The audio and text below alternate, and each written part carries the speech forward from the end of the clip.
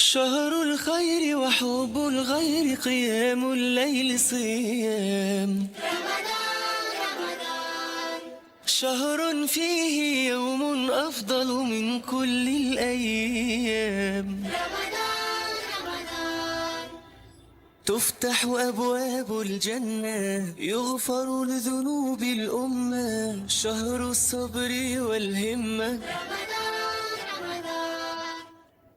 ونضع الزينة فرحا أهلا إلى أعظم شهرا نرجو.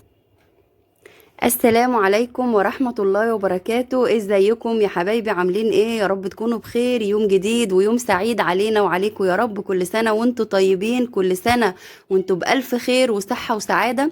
النهاردة هعلمك ازاي تعملي احلى بسبوسة طول رمضان. مش هتشتري ولا هيملى عينك اصلا اي بسبوسة هتشتريها من افخر محلات الحلواني، ولا تقولي بقى اتوال ولا تسيبس ولا منجيني ولا كل الكلام ده. النهاردة هتعملي البسبوسة بمقادير مظبوطة تنجح معاكي من اول مرة. انت شايفة لونها البسبوسة المكرملة الناعمة جدا. بصي انا مش عايزه اشكر فيها كتير، انت تابعي الفيديو هقولك على كل التكات اللي تطلع معاكي بسبوسه ناجحه من اول مره، بسبوسه ناعمه متماسكه في نفس الوقت.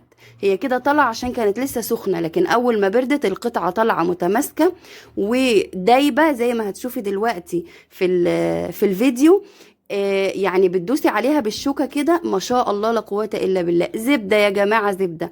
جربوا بسبوسة أم أنس ومش هتندموا أبدا. تابعي معايا المقادير بس بالظبط، لأن المقادير اللي هقولها لك دي مقادير نص كيلو سميد على صينية مقاس 30، هتطلع معاكي ولا أروع. تابعي الفيديو واوعي تنسي تحطي لي لايك لو عجبك الفيديو، وتشتركي في القناة لو مش مشتركة، وتفعلي زر الاشعارات على الكل عشان يوصلك كل جديد انا بنزله. دلوقتي انا عمالة اوريكم اهو قد ايه البسبوسة مرملة وناعمة ولونها تحفة، ولا اجدع محل حلواني. والله العظيم هتعجبكم جدا ان شاء الله باذن الله. بس جربوها بنفس الطريقه وبنفس المقادير وبنفس التكنيك بتاع اللي انا هستخدمه للبسبوسه. لو عملتي كل اللي انا هقولك عليه في الفيديو خلاص انسي ان انت تشتريها من بره تاني، وبعدين كل اللي هيدوقها عندك بقى هيقولك لا انت اكيد شاريها من بره، مش معقوله تكوني عامله الجمال ده كله في البيت. هنبدا مع بعض الفيديو ونقول بسم الله الرحمن الرحيم. دلوقتي هنجيب كوبايه سكر، وهنحط عليهم ربع كوباية مية ومعلقة عسل جلوكوز. تمام كده؟ ده السكر اللي هنكرمله علشان خاطر البسبوسة. هنبتدي نحط الكلام ده كله على نار هادية من غير ما احط معلقة في السكر نهائي، لانك لو دخلتي فيه معلقة السكر هيسكر معاكي ويتصلب في قلب الحلة والوصفة هتفشل منك. هتحطيها على نار هادية ومش هتعلي النار لحد ما اللون السكر ياخد معاكي لون الكراميل الذهبي الغامق ده. بس خلي بالك لان بين كرملة السكر وحرقه شعرة ثانية واحدة لو ما خدتيش بالك. بعد كده لما يوصل للون الجميل اللي انت شفتيه ده، هتكوني محضرة معاكي كوباية لبن. هيكون لبن يا اما بدرجة حرارة المطبخ يا هيكون دافي بسيط، لكن ما تجيبهوش من التلاجة وتنزلي بيه على السكر المتكرمل، هيخلي السكر معاكي يحجر جامد جدا. هتلاقي لما تحطي اللبن السكر اتكتل معاكي بسيط لان هو بدرجة حرارة المطبخ او دافي، وهيفك معاكي طبعا مع حرارة النار. وبعد كده هتنزلي بكوبايه الا ربع سمنه بلدي، ويا ريت تكون سمنه بلدي علشان السمنه البلدي بتودي البسبوسه في حته تاسعه مش حتة تانية. بأمانة هتبقى طعمها تحفة. هتنفع طبعا معاكي بسمنة خليط أو بزبدة، كل الكلام ده هيمشي، لكن أنا بتكلم في حتة الطعم. لو انت عايزة بسبوسة فاخر من الآخر اعمليها بسمنة بلدي. طبعا بيحصل معاكي شوية تكتلات لما بتحطي السمنة واللبن مع الكراميل، بتبص تلاقيه يعني تحسيه مخرز معاكي شوية. بالهاند بلندر عندك، بس هتسيبيه يبرد خالص، هتسيبيه يبرد خالص بعدين تضربيه بالهاند بلندر عشان ينعم ويبقى قوامه زي ما انت شفتيه في الحلة. هنا محضرة عندي نص كيلو سميد بسبوسة سايب من عند العطار، ولا عليه بيكنج باودر ولا عليه اي حاجة تانية خالص. انا كل شغلي عملته في الحلة على البوتاجاز. هنزل بكل الشغل اللي كان على البوتاجاز ده على النص كيلو سميد بس وفقط لا غير. تمام كده؟ طبعا هو تقريبا كده المقطع اتبدل. المفروض دلوقتي اكون انا بحطها في الصينيه، بس ما علينا. دلوقتي الشربات بتاع البسبوسه هيكون عباره للنص كيلو سميد عباره عن كوبايه ونص ميه وكوبايه ونص سكر وعصره نص ليمونه، هيتحطوا على النار يغلوا، مش يعني حوالي 10 دقايق، اول ما يغلي غلوتين بس، لان شربات البسبوسه بيكون خفيف وسخن. اول ما يغلي معايا الشربات هنزل عليه بنص معلقه فانيليا سايله او باكت فانيليا باودر، وهطفي عليه النار. وطبعا هتكون البسبوسه عندي سخنه والشربات كمان سخن. هنا انا حطيت زي ما قلت لكم دهنت الصينيه مقاس 30 عندي بمعلقه سمنه بلدي، دهنتها كويس هي والجناب بتاعتها، وهنزل فيها الخليط زي ما انتم شايفين. ونسيت اقولك ان خليط البسبوسه ما تقلبيش فيه كتير، يا دوب السوائل تختفي معاكي وتختلط بالسميد، هترفعي ايدك من خلط البسبوسه خالص نهائي. نص كيلو بسبوسه بيتحط في صينيه مقاس 30، تمام كده. وهخبطه خبطتين كده على الرخامة عشان سطحه يتساوى معايا ويبقى زي الفل. انا حبيت اعمل كده يعني بمناسبة الشهر الكريم، شهر رمضان والهلال بتاع شهر رمضان، فحبيت ان انا اعمل رسمة كده في الصينية.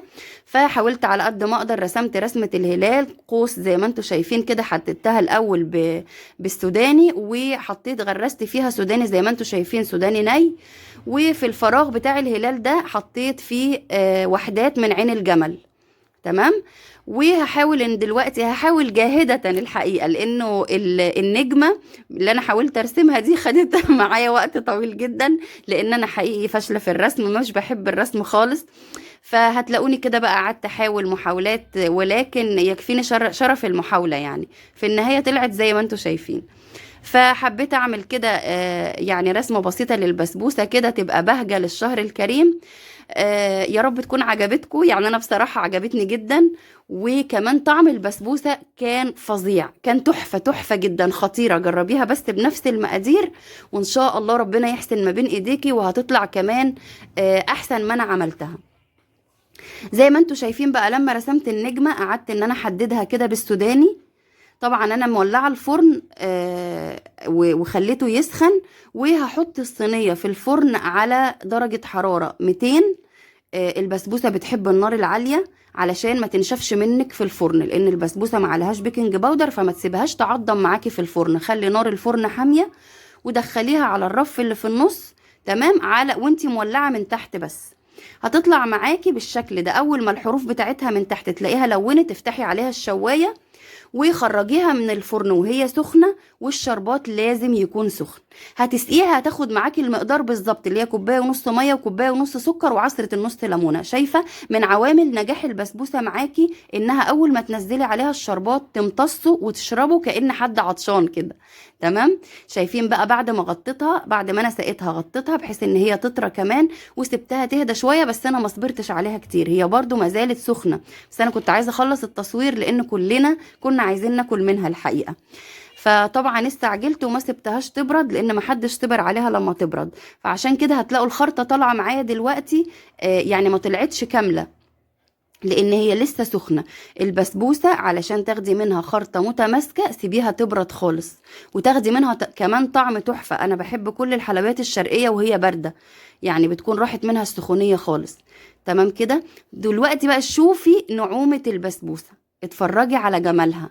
انت يعني بتحطي ايدك في زبدة سايحة، ما شاء الله لا قوة الا بالله. والله بجد مش بشكر فيها علشان انا اللي عاملاها او علشان دي طريقتي وعايزاكي يعني تجربيها، لا بجد حقيقي دي من انجح واطعم طرق البسبوسة. البسبوسة لها طرق كتير، بس دي من انجح الطرق اللي انا اعتمدتها الحقيقة، لانها مقاديرها مظبوطة جدا ناجحة، وهتعجب كل اللي هيدوقوها. بس انت زي ما قلتلك نفذيها بكل التكات اللي انا قلتلك عليها في الفيديو. انا دلوقتي طلعت بقيه الخرطه، طبعا بنتي واقفالي الناحيه التانية شدت الطبق وعماله تقول لي خلصي، مش مشكله التصوير ومش صبر، انت عماله انت بتدوقي وانا واقفه لان انا خدت كده كل عماله اقول لكم جميله وادوق جميله وادوق، فهي طبعا يعني. يلا اشوفكم في فيديو جديد، مع الف سلامه، وكل سنه وانتم طيبين.